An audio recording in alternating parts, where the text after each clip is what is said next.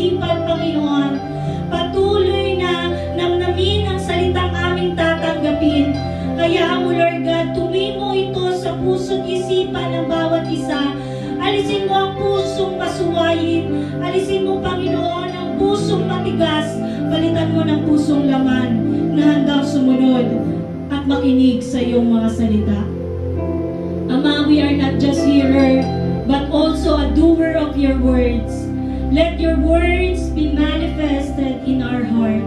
In Jesus' name we pray. Amen and amen. Ayan, magsupo na pong lahat sa biyaya ng ating Panginoon. Ayan, sabi mo sa katabi mo, handa ka na bang makinig, kapatid? Tunay nga na napakabuti ng ating Panginoon. Amen po ba? Sabi mo sa katabi mo, mabuti ang Diyos. Amen. So tayo pong lahat ay mag-aaral. Patapos na po tayo ng pag-aaral natin sa Timoteo at pinapanalangin ko po ang susunod na aklat na ating pag-aaralan.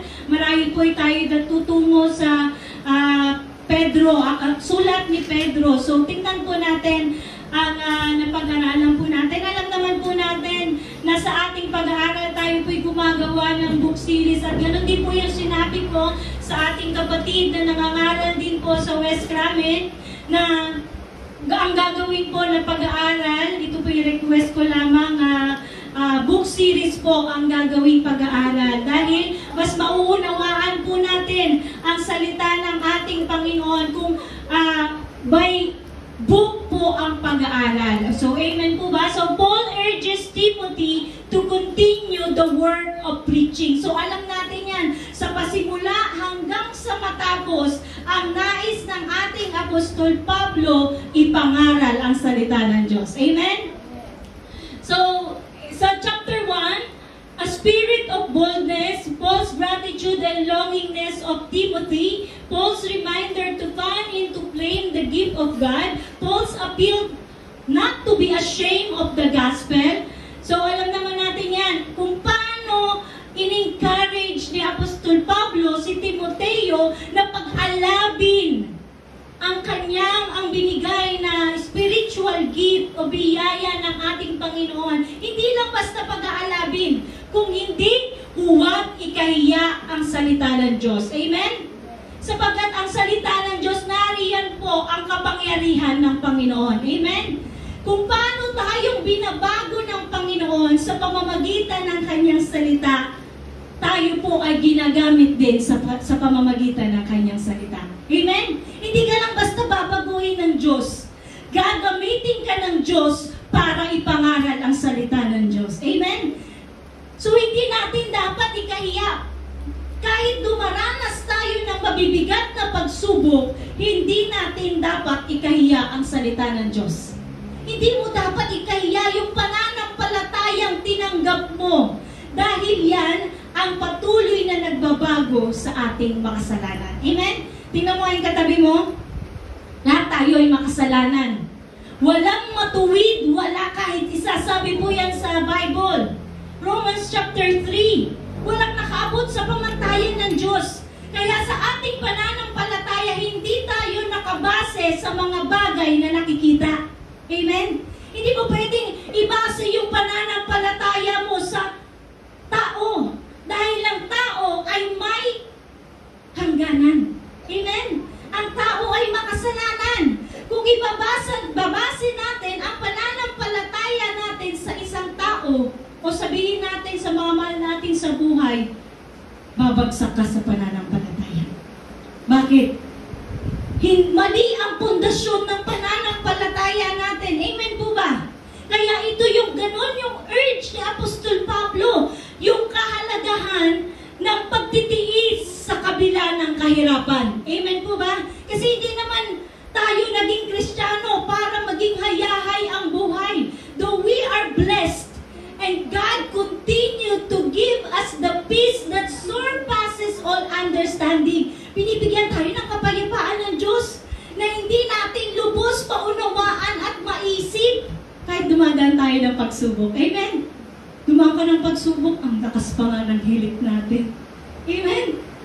Ganun, hindi natin maarok ang kapayapaan na ibinibigay ng pananampalataya kay Kristo. Amen po ba? So that's why, ganon kahalaga yung pag-endure natin o pagtitiis natin sa mga kahirapan for the sake of the gospel. Kasi yung mga taong nakapalibot sa atin, makikita na may pananampalataya tayo sa Diyos. Amen po ba? By relying on God's power and nurturing using the divine gifts God has provided to Timothy. Alam ni Apostol Pablo yan. Napakaklaro kay Apostol Pablo na nang in-appoint si Timoteo, biniyayaan din siya ng iba't ibang biyaya ng gift of the Spirit. Ang gagawin mo, if you have the gift of Spirit, fan into flame. Pag-alabin mo. Hindi binigay ang biyayang yan para itago. Kailangan kong gamitin. Sabi mo sa katabi mo, that's our devotion. Gagamitin mo siya. I-apply mo siya. It is not just only by reading or by listening, but also we must be a doer of words. Amen? Gagawin mo yung salita. That's why we need the self-discipline. Didisiplinahin mo yung sarili mo. Ayan po yung sinabi sa mga sumunod. Good soldier of Jesus Christ and a worker approved by the Lord. Alam natin yan, na sa pagtakbo natin sa ating Panginoon, kailangan dinidisiplina din natin yung sarili natin. Amen? Kasi mahihirapan tayong lumakad sa Diyos kung wala tayong disiplina sa ating mga sarili. Amen po ba? Napakahalaga po niyan. Ang ending ng paghihirap na yan ay korona na inaasam ng bawat mananampalataya. Sasabihin niya ni Apostol Pablo sa huling sulat niya, pag-aaralan natin mamaya. And hindi lang siya sa pagtakbo, kundi itatransfer din niya. He must duplicate himself. Amen po ba? Sabi nga ng ating kapatid, duplicate yourself. Kung ano, yung pananampalataya na meron ka, ipapasa mo yan hanggang sa susunod na henerasyon. Bakit? Kasi hindi mo na naisin na yung mga susunod na henerasyon mapupunta sa impyerno. Amen po ba? Meron bang mahal sa buhay na nais mo, nakapakinig ka na? Alam mo na yung mabuting balita, pero tinago mo. Sinarili mo yung pananampalatayang meron tayo. Maaatin ba natin na yung mga mahal natin sa buhay hindi makakapakinig ng salita ng Diyos? Hindi. Sabihin mo sa katabi mo, kaya meron tayong accountability. Amen? Pinagkatiwalaan tayo bilang mananampalataya. It concludes by stressing the need for purity, righteousness, patience, and how God's unwavering foundation stands firm against falsehood. Kasi kapag hindi mo ipinangaral ang salita ng Diyos sa mga henerasyon na susunod, may ibang mga ngaral na maling katuruan sa mga anak natin. Amen? Sa mga henerasyon na darating. At yun po, yung warning ni Apostol Pablo sa pangatlo. Darating ang panahon. In end times, in last days, perilous times. Pag sinabing perilous times, huling panahon. And alam natin, klaro sa atin that we are in the last days. Sabihin mo sa katabi mo, nasa huling araw na tayo. Bakit? Malinaw na sinabi ng Apostol Pablo ang sign ng huling araw. Ang mga tao'y magiging maibigin sa kanilang sarili, lapastangan sa magulang. Amen? Mas iibigin nila yung kalayawan kaysa yung mga turo tungkol sa Diyos, kaysa yung mga gawain patungkol sa Diyos. Mas gugustuhin nila yung mga worldly things. That's why we are in the last days. Amen? This is crucial part. Bakit? Mga tao nino-normalize na lang yung pagpatay. Amen? Kapag nagagalit, normalize sa kanila. Example na lang yung pinatay na sikat na influencer, Christian. And he is pinispread niya yung katotohanan. Dahil lang dun sa kanilang argumento, pinatay siya. But then it won't stop spreading the gospel. Amen? Kasi mas lalong magpapatuloy ang pagkalat ng salita ng Diyos dahil sabi ng Panginoon, darating ang wakas kapag ipinangaral na sa buong mundo ang salita ng Diyos. Amen? Even mawala man ang mga naunang apostol o apostol. Mawala man yung mga nagme-mensahe sa panahon ngayon, napaka-importante na ang mga susunod na henerasyon, alam nila kung saan sila tumatayo. Amen? Sabi mo sa katabi mo, saan ka nakatayo? Are we standing in the truth or in the falsehood? Alam mo dapat kung saan ka nakatayo. Hindi nakabase yung pananampalataya natin sa ibang tao. Amen? Yung pananampalataya natin nagmumula kay Kristo. Can we ask ourselves, asa na ba yung pananampalataya ko ngayon? Ako ba'y nananampalataya pa rin sa Diyos o hindi na? So sabi po dito sa sumunod,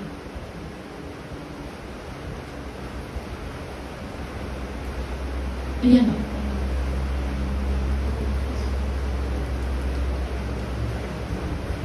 Ayan, may technical issue na. Ayan, patulong na lang po mga yun. Ayan. So, alam mo dapat natin kung saan tayo nakatayo. Dahil ang Panginoon, ang siyang patuloy na nagbabago sa atin. So, sabi dito, the deceptive false teachers, the spiritual heritage and the power of Scripture. So, alam naman natin na sinabi po sa 2 Timothy chapter 3 verse 16, ang lahat ng kasulatan ay isinulat sa pamamagitan ng kapangyarihan ng Diyos. Isunulat po ang lahat ng kasulatan sa kapangyarihan ng ating Diyos. So, at mapapakinabangan sa pagtuturo ng katotohanan, pagsasaway, matuwid, pagtuturo sa katotohanan, pagsasaway, pagtutuwid at pagsasanay sa matuwid na pamumuhay para maging handa sa lahat ng mabubuting bagay ang mga lingkod ng Diyos. Bakit ka nag-aaral ng salita ng Diyos? Para ihanda tayo. Amen po ba? Sabi mo sa katabi mo, para ihanda ka. Para ihanda tayo sa mga mabubuting bagay. Kasi hirap tayo. Hindi natin kayang gumawa ng mabuti kung tayo lang. Amen? Marahil tumulong ka isang beses, pangalawang beses. Pero yung continuous na tulong, baka manumbat na tayo. Di ba? Hindi natin kaya yun kung wala si Kristo sa buhay natin. Pero kung si Kristo ay nasa puso natin, alam natin na ang lahat ng mabubuting bagay ay galing sa Diyos. Amen? Sabi mo sa katabi mo, ang lahat ng mabubuting bagay ay galing sa Diyos.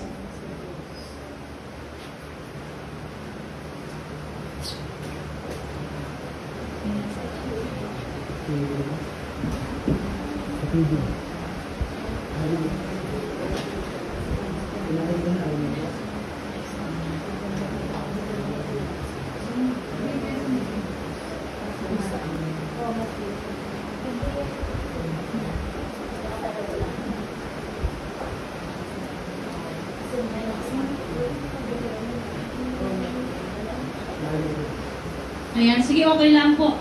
Okay lang po ba? Wala tayong screen? Hindi, okay na yun. Ayan, sige. Habang inayos nila, okay lang po ba makikinig na lang po kayo, hindi na po kayo magbabasa sa screen. So, sabi po dito sa huling chapter na pag-aaralan natin, the final instruction to Timothy. Or, ito po yung finale na. Meron tayong tatlong pag-aaralan. Una, Paul instructed to preach the Word of God and be prepared at all times. Paul bid farewell and remarks to encourage Timothy for his battles. And Paul was abandoned but never left alone by the Lord and recognized his fellow workers. So, isa-isahin po natin. Una, Paul's instructed to preach the Word of God, and be prepared at all times. So, sabi po dito, to correct, rebuke, and encourage with great patience and careful instruction, to be watchful, endure hardship, do the work of evangelist, and fulfill his ministry.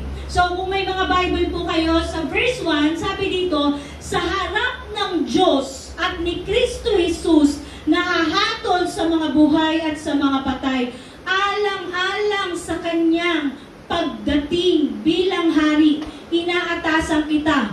So, makikita natin, bago niya atasan si Apostol Timoteo, sinabi niya muna sa harap ng Diyos, he recognized that the Lord has called Timothy. Amen? Yung pakutos ni Apostol Pablo, hindi lang sa kapangyarihan ng salita niya, kundi sa kapangyarihan sa harap ng Diyos at ni Kristo na hatol sa buhay at sa mga patay. Alang-alang sa kanyang pagdating bilang hari. Alam niyo po ba, yung word na charge, kung itatranslate yan sa unang salita sa Griego, diamarturomai, o ang ibig sabihin, testified. Sabihin mo sa katabi mo, testified. Sabi dito, ipangaral mo ang salita ng Diyos, pagsikapan mong gawin iyan, napapanahon man o hindi. Bakit? Bakit kailangan ni Apostol Timoteo na pagsikapan? Dahil darating ang time, uusigin siya ng mga tao dahil sa pagsunod niya sa salita ng Diyos. Amen? Katulad ni Apostol Pablo, inusig siya. At even, dito sa final statement niya, final letter niya, naghihintay na lang siya ng kamatayan niya. Amen po ba? So sabi dito, ipangaral mo ang salita ng Diyos, pagsikapan. So ibig sabihin, mayroong gagawin ang isang mangangaral. Kailangan niyang masikap na ipangaral ang salita ng Diyos. Napapanahon man o hindi. Amen? Hindi yung gusto lang ibahayag ang salita ng Diyos. Alam niyo po ba, the Lord will reveal when is the right time to speak the gospel. Amen? To preach the word. Gawin mo iyan, napapanahon man o hindi. Himukin mo at pagsabihan ang mga tao. Dito na lang po.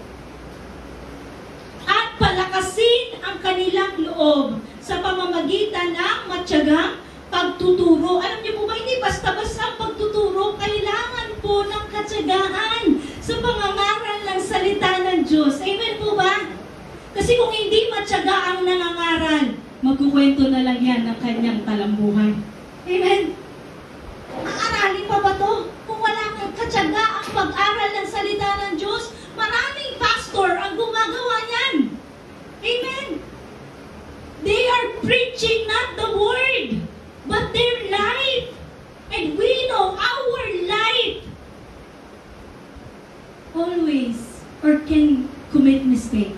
Amen? Maaari kang magkamali sa buhay mo. At kung ang tao titingin sa'yo na nagkakamali, hindi sa Diyos na perpekto, matitisod. Amen po ba? Kaya ang tao, sa isang pananampalataya, hindi dapat tumingin sa tao. Amen? Though, alam natin that we are not perfect. God is the only one perfect in this world. Amen? Huwag kang tumingin sa tao. Kasi kung titingin tayo sa tao, sabay-sabay tayong babagsak. Though, nakikita dapat sa buhay ng tao ang salita ng Diyos. Amen? Pero hindi dun babase yung pananampalataya natin. Amen po ba? Nakuha po ninyo? Hindi ka magbabase dun sa nakikita ng mata. Dahil ang pananampalataya ay paniniwala at pagtitiwala sa mga bagay na hindi nakikita. Amen po ba? Ayun po ang pananampalataya. Paul emphasis on the Word of God has been constant. And this constant emphasis, Paul's point clear to Timothy. Ano yung una? Do not ashamed of the testimony of our Lord. Saan makikita yan? 2 Timothy chapter 1, sa unang chapter na pinag-aralan natin. Hold fast, hawakan mong maigi the pattern of sound doctrine. Kasi marami na sa kapanahunan, yung makikita natin dyan, na ang pakikinggan na lang ng mga tao, lalo na ng mga kabataan, yung nakaka-encourage sa kanila. Amen po ba? Ayoko dyan, boring yan. ang pinipreach yung kasalanan dyan. Ma-offend ako.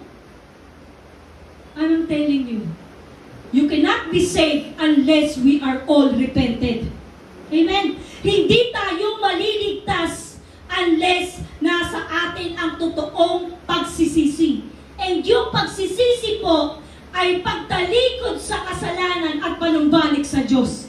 Hindi pagtalikod sa kasalanan at pagbabalik sa kasalanan. We cannot repent unless we turn ourselves to God. Amen po ba? Sabi mo sa katabi mo, hindi ka makapagsisi unless manumbalik tayo sa Diyos. Amen po ba? Hindi naman kagad safe eh. First, we have to listen the word. And doon sa pagpakinig natin ng salita ng Diyos, dadali sa puso natin ang repentance. Di ba? Ano yun yung preach ni John the Baptist, di ba? Ihanda nyo ang daraanan ng Panginoon. Talikuran nyo at pagsisihan ang inyong mga kasalanan at panumbalik kayo sa Diyos. Hindi naman sinabi kagad, ligtas na kayo. No! We have to see ourselves, yung need ng sarili natin. Ano ba yung need natin? We need Christ because we are all sinners. Amen po ba? Sabi mo sa katabi mo, we need Christ because we are all sinners. That's why kailangan panghawakan ng maigi ang pattern of sound doctrine. The things that you have heard from me among many witnesses, commit this to faithful men. Ipagkakatiwala mo sa taong matapat din mangaral ng salita ng Diyos, rightly dividing the word of truth. A servant of the Lord must be able to teach. All scripture is given by inspiration of God. Preach the word as a pastor. Timothy, we do not know who God called in this church to preach the word. But one thing we know, we are all accountable sa salita ng Diyos. Amen po ba? Katulad ng sinasabi ko sa ating kapatid na si Nes, at even sa mga inaalaw ng Diyos na pangaralan ko ng salita ng Diyos, hindi ako ang tumawag sa bawat mananampalataya na gagamitin ng Diyos. Sabi mo sa katabi mo, ang Diyos ang tumawag. Amen po ba? The Word of God must be preached by Timothy. Hindi lang basta alam niya. Hindi lang basta gusto niya. Hindi lang basta approve niya yung salita. Ang inuutos sa kanya, ipangaral niya ang salita na napakinggan niya. Kung ano yung pattern, kung ano yung sound doctrine na narinig ni Apostol Timoteo, ipapangaral niya at ipapasa niya sa mapagkakatiwalaan na ipangaral ang salita ng Diyos. Amen po ba? Not everyone who opens the Bible and start talking is preaching the Word. Hindi porket pinuksan yung Biblia,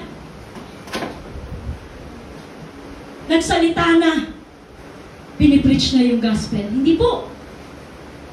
Preaching the gospel is drawing out, ilalabas mo kung ano yung nakasulat sa Bible. Amen po ba? Kaya hindi lahat ng nagbubukas ng Biblia. Bakit binubuksan din naman to sa iba't ibang mga reliyon? I'm not against sa mga ginagawa nila kasi sila naman yun, they are accountable of what they're doing. Amen?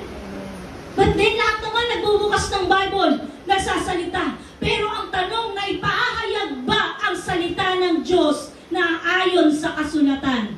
Kaya maraming naliligaw eh.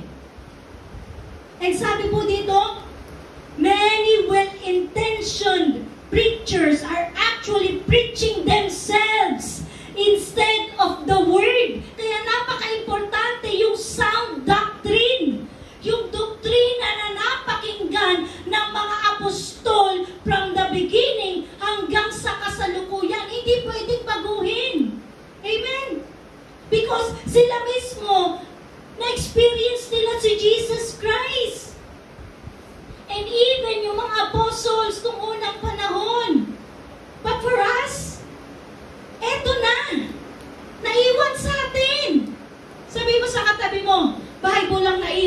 natin. That's why we must let's talk about ourselves when we preach the gospel. Hindi ko sinabi, huwag mo nang ipahayag yung sarili. Sometimes we can, but not in the pulpit. Because yung sarili natin, they are all messed up. Amen po ba? What we preach is the Word of God. That is the sound doctrine. Kaya yan dapat pakinggan. Kasi darating ang panahon, tatanggihan na ng mga tao yan. Ayaw na nilang makinig. Magpo-focus na lang sila sa mga nakakatawang story, nakaka-motivate, na pangangaral. Matatouch yung buhay nila, pero hindi mababago ang buhay nila. Amen po ba? Natouch ako. Ang ganda ng buhay niya. Talong, nabago ba yung buhay mo? No! You can replica. Pwede mong gayahin. Pero, hindi siya totoong pagana. Hindi siya totoo. It is not genuinely changed by the gospel or transformed by the gospel. You are just inspired by that person. Motivated ka lang ng taong nagsasalita. Pero yung salita ng Diyos, hindi mo talaga alam.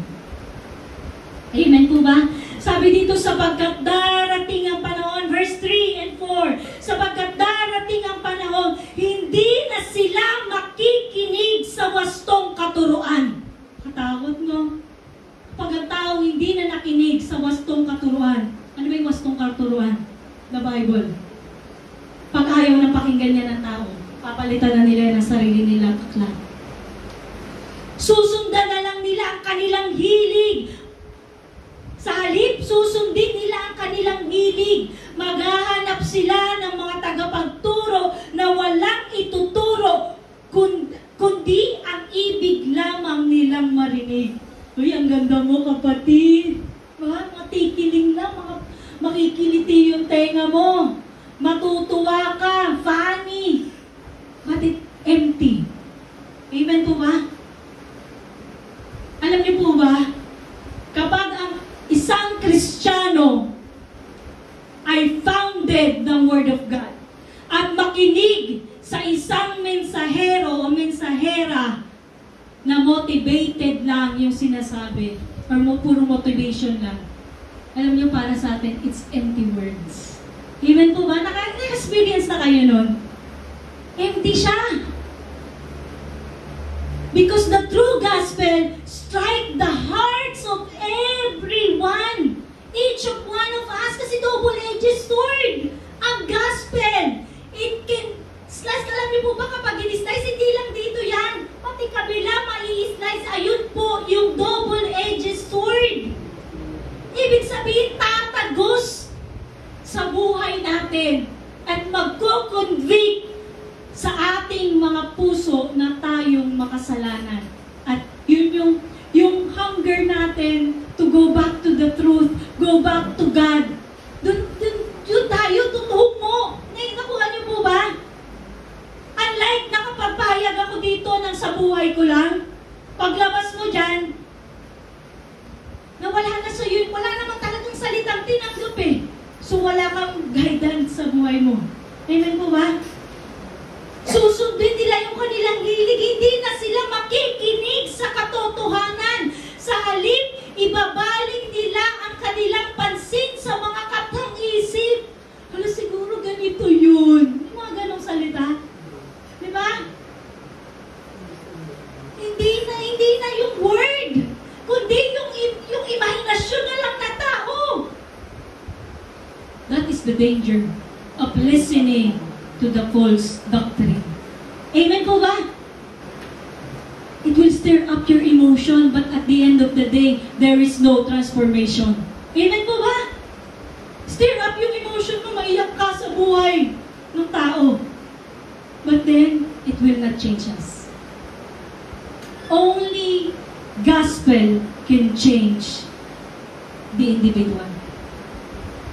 Ang mabuting balita lang ang makapagbabago sa bawat isa sa atin. Amen po ba?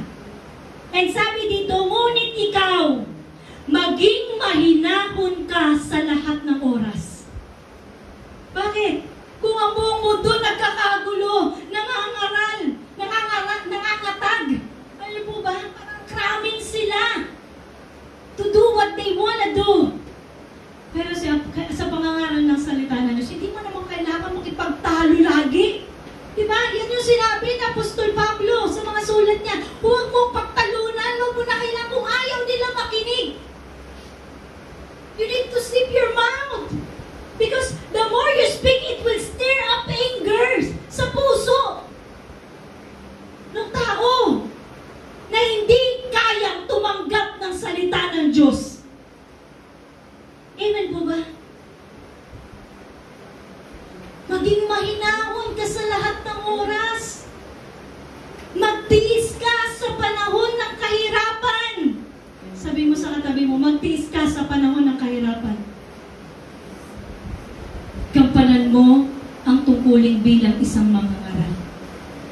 Alam niyo po ba, bilang isang mangangaral, ito po ang dinidevelop ng Panginoon sa buhay ng isang preacher. Amen po ba? Tuparin mo ng lubos ang iyong paglilingkod. Be watchful, sabi dito sa New King James Version. Being watchful in all things means Timothy could not fulfill his ministry unless he kept careful attention and being watchful. Siyempre, kailangan niya maging mapangmasid. Amen po ba? Kasi kung hindi siya magiging careful sa kanyang attention, alam niyo po ba, sa isang mangangaral, kailangan hindi lang tainga, kundi mata po. Titingnan mo. Alam mo kung ano yung pangangailangan ng kapwa Kristiyano. Amen po ba? Hindi ka pwedeng magbulag-bulagan, lalo na sa kasalanan. Once na ang preacher nagbulag-bulagan sa kasalanan, kasama niyang, diba sabi niya, kapag ang mayroong muta, iaakay niya, nakaharang yung malaking muta sa mata niya, aakayin niya. Ang isa ring may muta, pareho silang mahuhulog. Sabi ng Panginoong Hesus yan. That's why preacher must be kept careful attention and being watchful all times. Amen po ba? Every good shepherd has his eyes open, especially sa kasalanan. Hindi pwedeng magbulag-bulagan ang isang mangangaral sa kasalanan. Pwede ba yun?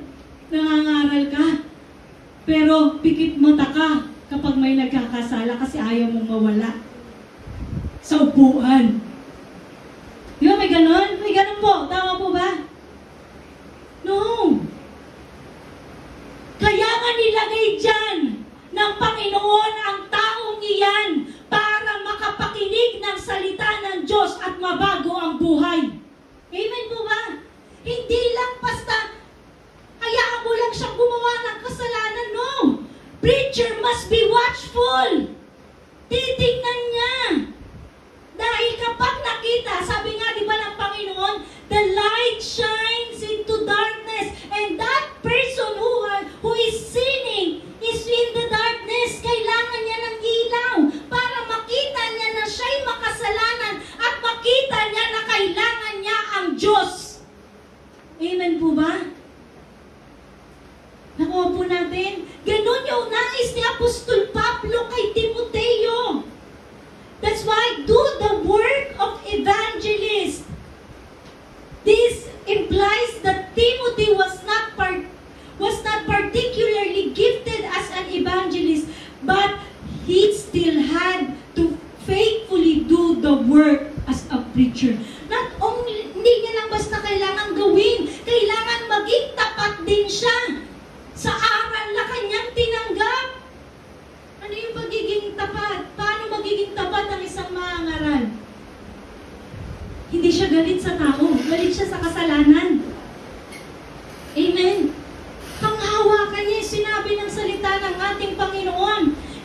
preacher magbubulag-bulagan sa kasalanan? Maaring ang tao, Zimbabwe. Kasi common naman po yun, hindi po ba? But then, kapag hindi nila napakinggan yung katotohanan, sad to say, ito po yung masaklap na katotohanan. Kapag sila'y namatay, mapupunta sila sa impyerno. Matimba ng budi natin. Nakakapakinig tayo ng salita ng Diyos. Pero at the end of the day, namatay yung mahal natin sa buhay, hindi nakapakinig ng salita ng Diyos. Kaya ako, when I became Christian, I prayed to God that my family will follow Christ. Not only knowing Christ, but they follow Christ. Hiya ko yun sa Lord nung baby Christian pa ako. Kasi alam ko na kapag hindi, that is the basic teaching ko na kapag hindi nakakilala at nasumunod sa Panginoon, hindi na nampalataya ang isang tao mapupunta sa impyerno. Mati mo ba yung mahal mo sa buhay, makita mo sa impyerno? Di ba? No. That's why, kailangan na ibahagi ang salita ng Diyos. And sabi dito sa pangalawang puntos, Paul bid farewell and remarks to encourage Timothy for his battle. Sapagkat dumating na ang panahon ng pagpanaw ko sa buhay na ito. Ako'y mistulang isang handog na ibinubuhos sa dambana. Pinagbuti ko ang aking pakikipaglaban. Natapos ko na ang dapat kong takbuhin at nananatili ang tapat sa pananampalataya. Kaya naghihintay sa akin ang koronang gantimpala. Alam niya yan eh. Kasi alam niya kung paano siya namuhay. Amen? And all the preacher and being entrusted by the Lord to preach the gospel, alam nila kung ano yung naghihintay sa kanila.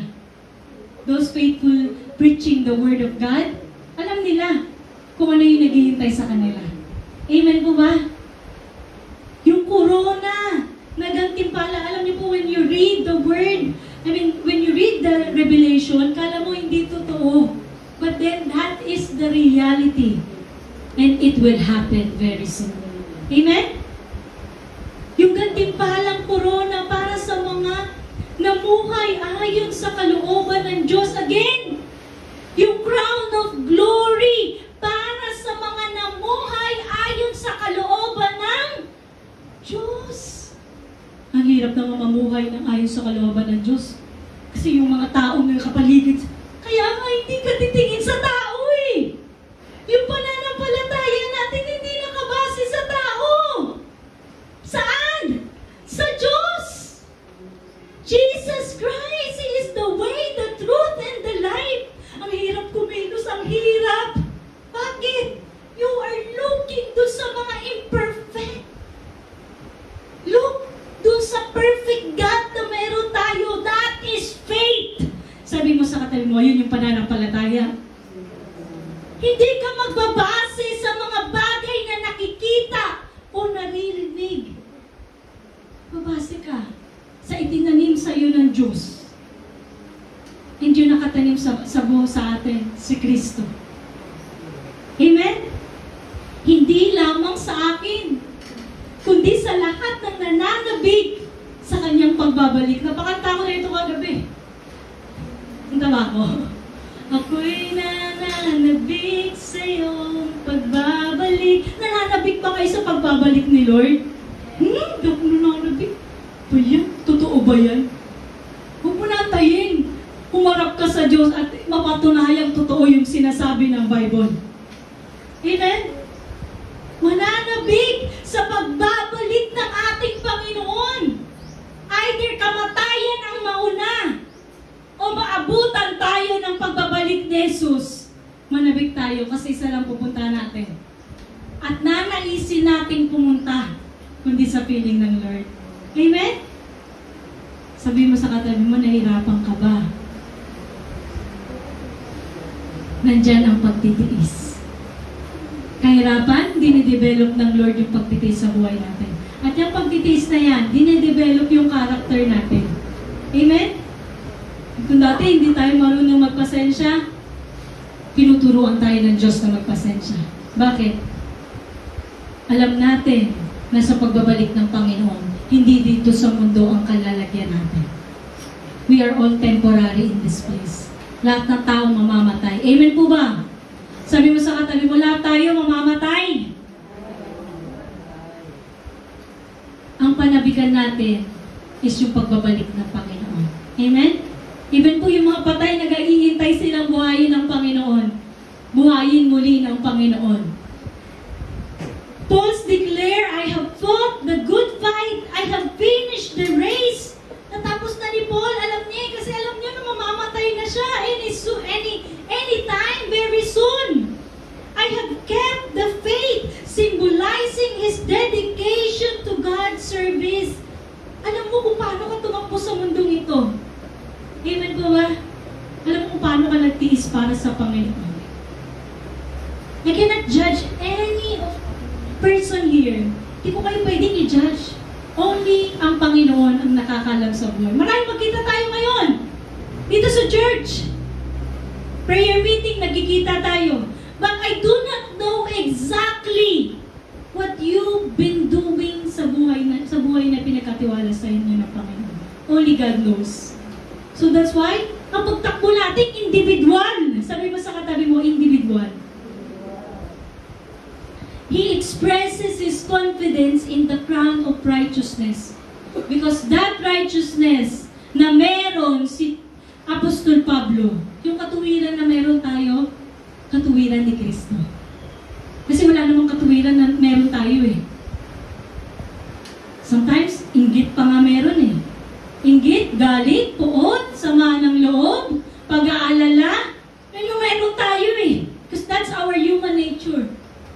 But then, kung meron kang Diyos sa buhay natin, alam niyo po ba, the Word of God has life. Yung salita ng Diyos, may buhay yan. At kapag ang salita ng Diyos ay tinanggap natin, yung empty heart natin magkakaroon ng buhay. Amen po ba? And despite his circumstances, Paul stated that the Lord gave him strength to fulfill or to proclaim the message. Ganon din si Paul. Kahit iniwan na siya ng lahat sa pangatlong pag-aaralan natin, Paul was abandoned but never left alone by the Lord. Yung sa tingin mong iniwan ka na lahat, hindi. Hindi ka iniwang nag-iisa ng Diyos dahil kasama mo ang Diyos. Amen po ba? Iwanan man tayo ng mga mahal natin sa buhay, pero never tayong iiwan ng Diyos. Amen? Ganun si Apostol Pablo. When he was in the dungeon, ano sabi dito? Sikapin mo makapunta dito sa lalong madaling panahon. Verse 10, iniwan ako ni Demas dahil sa kanyang pag-ibig sa daigdig na ito. Even yung mga kaibigan natin, iiwan tayo. Because of their ability na magpasya. Si Demas, sabi ni Apostol Pablo, iniwan ako dahil sa kanyang pag-ibig sa mundo.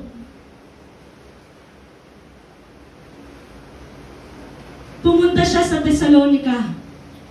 Si Crescente naman, nagpunta sa Galacia. Si Tito sa Dalmatia. Si Lucas na lang ang kasama ko rito. Hanapin mo si Marcos at isama mo rito, sapagkat malaki ang may tutulong niya sa aking mga gawain. Pinapapunta ko sa Efeso si Tikiko. And verse 14, pagpunta mo rito, dalhin mo ang aking balhabal. Bakit kailangan ito mga personal na nabilin ni Apostol Pablo? Kasi he was in the cold dungeon o malamig na selda. At ang balabal lang ang magsisilbing init sa kanya, bukod sa salita ng ating Panginoon. Sabi dito, dalhin mo ang aking balabal na naiwan ko sa Troas, sa bahay ni Carpo. Dalhin mo rin ang mga aklat, lalo na iyong mga gawa sa balat ng hayop. And ito po isa sa napakasama na binanggit ni Apostol Pablo. Napakasamang tao. Verse 14, napakasama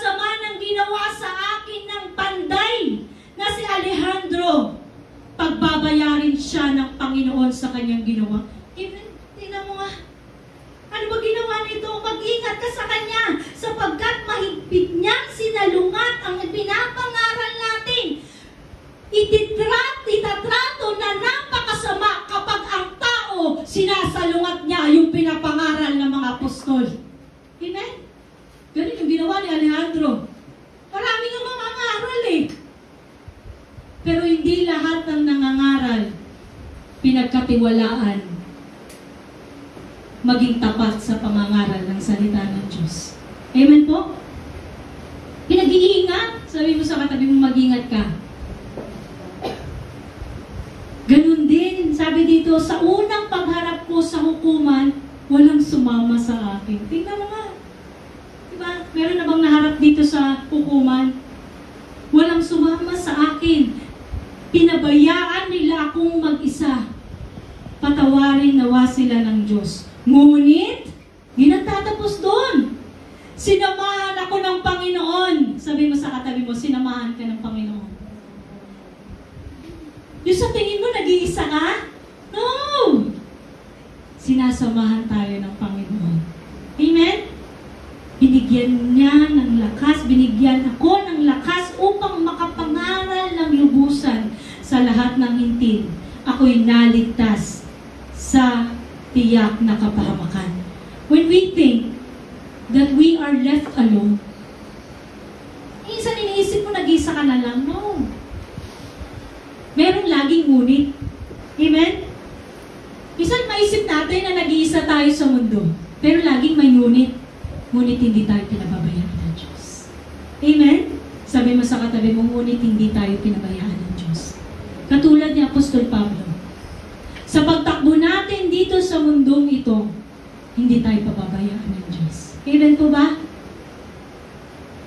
At sa ganung kaisipan, hindi mag-i-stir up ng anger yung puso mo dahil iniwan ka. Amen po ba?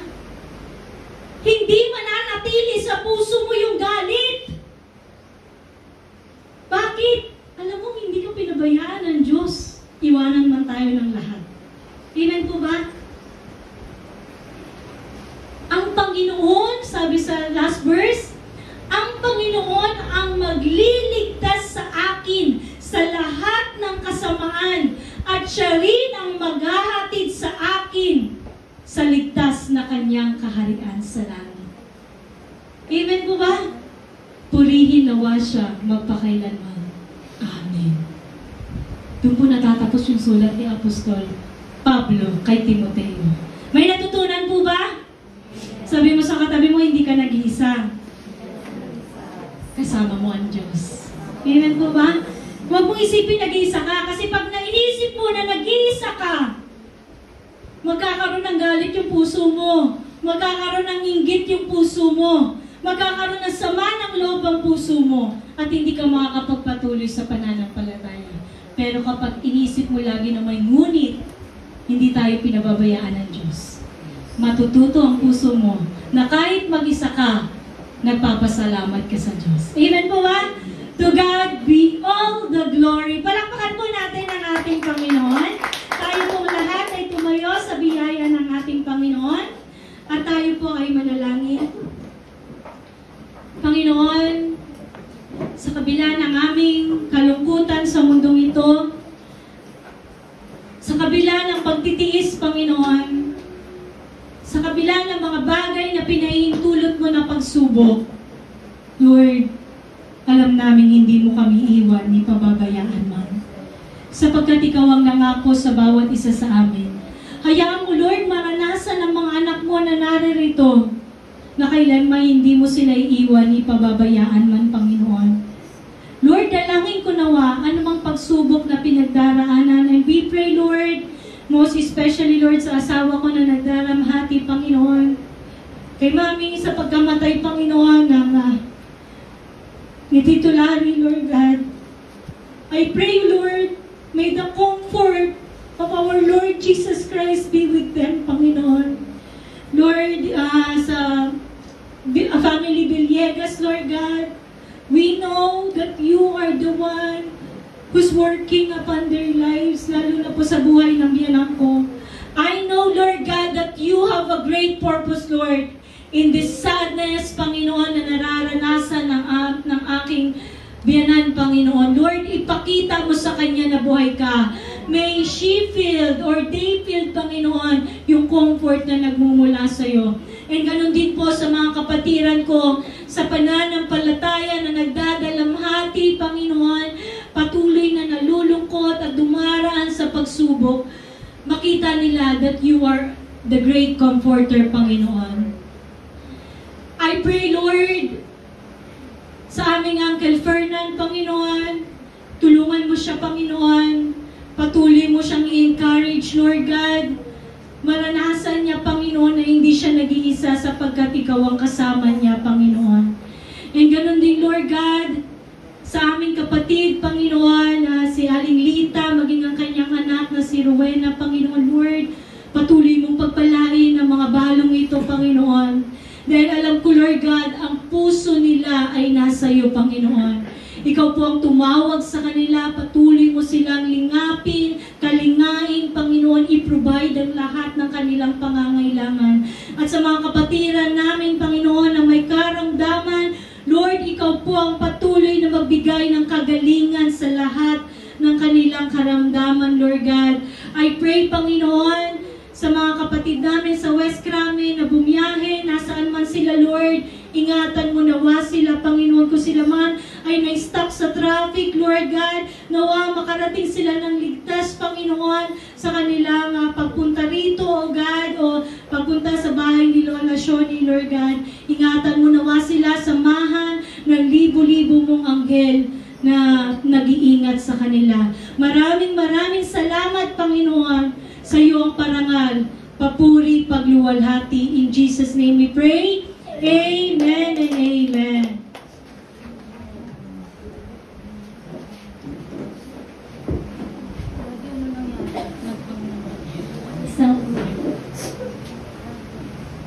Isang mapagpalang umaga po sa ating lahat. Naway maranasan po natin yung biyaya at habag ng Diyos sa ating kalagitnaan, sa ating pamumuhay, sa pangalan ni Jesus.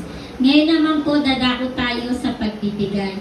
Sabi po sa Roma chapter 12, verse 1 hanggang 2. Kaya nga mga kapatid, nakikiusap ako sa inyo, alang-alang sa maraming pagkakataong kinaawaan tayo ng Diyos. Ibigay ninyo sa Kanya ang inyong mga sarili bilang mga handog na buhay, banal at kalugod-lugod sa Kanya. Ito ang tunay na pagsamba sa Kanya. Kung babasahin po natin sa Genesis, yung sa mga apostol, bago sila nagbigay sa Panginoon at naranasan yung pag-ibig sa Diyos, inihandog muna nila yung kanilang sarili. Bago nung sila ay narinig nila yung tinig ng Diyos, saka sila sumunod sa Panginoon na naranasan kung gaano ang pag-ibig ng Diyos sa kabila ng kanilang paghihirap. Nagkaroon sila ng pag-ibig sa Diyos na pagbibigay para sa pangangailangan ng kapwa, ng iglesia. Nakita nila yung pag-ibig ng Diyos nung inihandog muna nila yung kanilang sarili sa pakikipagkaisa sa Diyos. Ganon din tayo. Hindi natin makikita at mahahanap ang Diyos kung hindi tayo makikipagkaisa sa Diyos at kikilalanin ang Diyos at hahanapin sa buhay natin. Mararanasan natin yung pagbibigay para sa Diyos. Makikipagkaisa muna tayo sa Panginoon sa paghandog sa ating sarili. Doon natin mauunawaan yung pagbibigay sa pangangailangan ng iglesia. Hindi po ito sa pilitan. Ito po ay kusang loob na ibinibigay din ng Diyos sa puso natin kung paano yung pagbibigay sa kapwa, pagbibigay sa ating iglesia na pangangailangan. Ang Diyos ang magbubukas ng isip nito sa pagbibigay natin sa pangangailangan ng iglesia kapag yung buo na yung puso natin sa pakikipagkaisa sa Diyos. Dahil sabi nga po sa Efeso 2:8-9, dahil sa biyaya ng Diyos, naligtas kayo ng sumampalataya kayo kay Kristo. Kaloob ito ng Diyos at hindi galing sa inyo. Hindi ito nakasalalay sa mabubuti ninyong gawa para walang ipagmalaki ang sinuman. Nilikha tayo ng Diyos at sa pakikipagkaisa natin kay Kristo Jesus, binigyan niya tayo ng bagong buhay para gumawa tayo ng kabutihan na noon pa'y itinalaga na ng Diyos na gawin natin. Amen. Samahan niyo po ako sa panalangin at basbasan po natin ang aming ipagkakaloob sa ating Panginoon para sa kanyang gawain at sa pangangailangan ng Iglesia. Dakilang Diyos Ama, marami pong salamat dahil Ikaw yung unang nagmahal sa amin, unang nagbigay na ipinagkaloob mo sa amin ang Panginoong Jesus upang marinig po namin, Panginoon, ang iyong makapangyarihang salita sa pamamagitan ng banal na Espiritu na ipinagkakaloob mo sa amin, Panginoon, nabubuhay sa aming pananampalataya. Salamat, Panginoon, sa aming ipagkakaloob na nagmumula sa iyo dahil sa biyaya at habag mo, Panginoon, na inilalagay mo sa puso namin, Panginoon, kung paano kami maihandog ang sarili namin para sa iyo, Panginoon, sa paglilingkod. Ganon din po, Panginoon, salamat sa ipagkakaloob mo na biyaya mo, Panginoon, na naibabahagi namin para sa pangangailangan ng aming kapwa at ng iglesia ito, Panginoon. Salamat, Panginoon, basbasan mo ang aming ipagkakaloob para sa katagumpayan ng gawain namin para sa iyo, Panginoon, na ikaw ang magpapalago at magpapalawak, Panginoon, ng iyong iglesia sa Jacob's BCI family. Sa pangalan ni Jesus, maraming pong salamat, Panginoon. Nawa, ikaw po ang magpadala ng manggagawa sa iglesia ito at magpupuno ng pangangailangan para sa katagumpayan ng gawain para sa iyo at sa aming pamilya. Sa iyo po namin ibinabalik ang parangal at papuri sa dakilang Diyos Ama, Diyos Anak, Diyos Espiritu Santo. Amen.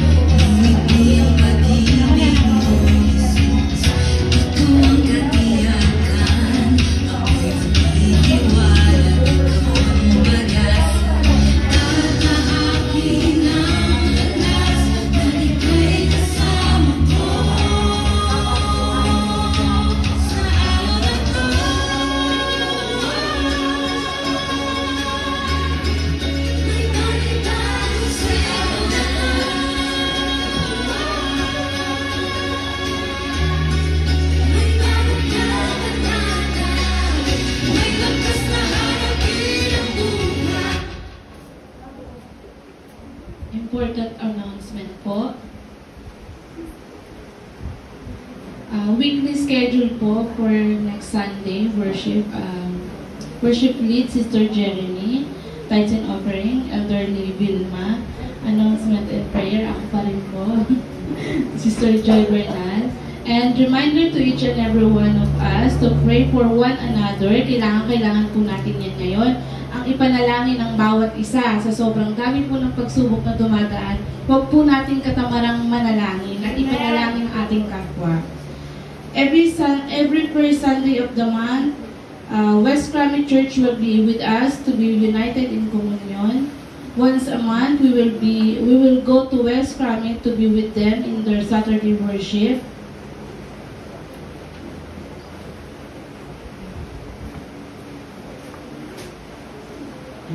Youth Bible Study every Saturday, 8 a.m. to 9:30. Please invite young generation to join us. Dance ministry practice right after Youth Bible Study. Music team practice every Saturday. Music team will also be having their Bible study and fellowship once a month. Prayer meeting and elders Bible study. Tuloy-tuloy pa rin po every Thursday, 9 a.m. to 11 a.m. Lastly, we have advanced theological training after worship service today for public speaking presentation of Bible study to be facilitated by Sister Emmy Flores. Next week will be Sister Denise de los Reyes.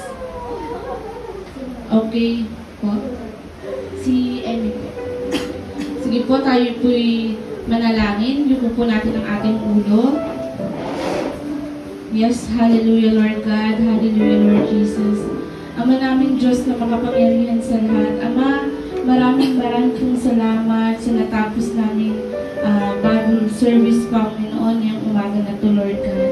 Ama, loobin mo, Lord God, na bawat salita, bawat words, Panginoon, na pinag-aralan namin sa umagang ito, Ama, ay mabaon namin sa loob, sa bawat araw ng buhay namin, Panginoon. Lord God, loobin mo, Ama, na ikaw, Panginoon, ang gawin namin gabay, Panginoon, sa aming buhay, Panginoon. Samahan mo nawa ang bawat isa sa amin, Lord God, sa paglakad namin sa araw ng bukas. Lord God, loobin mo, Ama, na sa susunod na linggo, Ama, ay mamuli kaming magkasama-sama para makinig ang iyong salita at para pulihan ka, Panginoon. Lord God, Panginoon, nagsusumamo po kami sa iyo, Panginoon. Pagkalooban mo nawa ng kagalingan ang lahat ng kapatiran namin, Ama, na may karamdaman, Panginoon. Hibuin mo nawa mula ulo hanggang talampakan, Ama, ang bawat kapatiran namin, Ama, na nanghihina, Panginoon. Lord God, yakapin mo nawa ka, Panginoon. Lord, ang bawat kapatiran, Ama, nagduwalaan, Ama, sa mga pagsubok at panglalamig, Panginoon. Ikaw, Panginoon, ang magbigay ng init, Panginoon, sa kanilang pananampalataya, Lord God. Dakilang Diyos, maraming pong salamat sa iyong kabutihan at kadakilaan, Panginoon. Salamat po sa katagumpayan ng aming buhay spiritual, Lord God.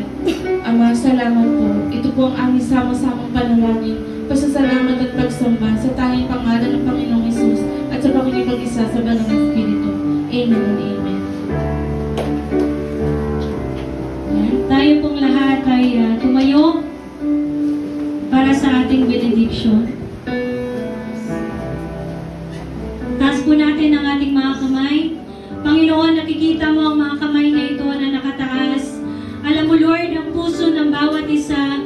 Dalangin po namin, Panginoon, ikaw po ang siyang patuloy na kumilos sa aming mga buhay, Lord God. Apart from you, Lord, wala po kaming kayang gawin, Lord God. Kaya patuloy mo kaming samahan, ingatan ng libo-libo mong anghel, Panginoon. Maging sa panahong ito, Lord God, na maulan, ilayo mo ang bawat isa sa anumang mga karamdaman, Lord God. Patuloy na turuan kami, Panginoon, na disiplinahin ang aming sarili, Panginoon, sa mga nais mo ayon sa kalooban, Panginoon.